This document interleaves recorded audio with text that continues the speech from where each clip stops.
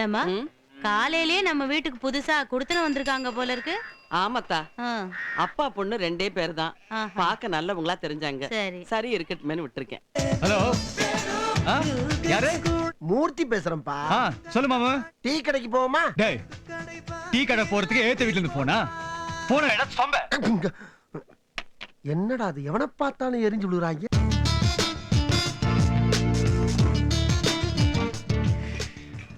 மாமு, ஒரு super current பார்த்தேன்டா.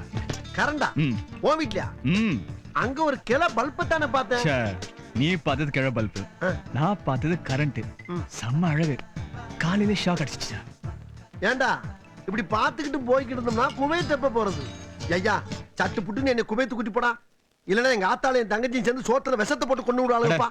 அண்ணா வந்ததும் போயிடலாம் மாமு. Cool down. குவைத்துங்கறியா, எங்கப்பா இருக்கு? அது குவைத்து தான்டா இருக்கு. என்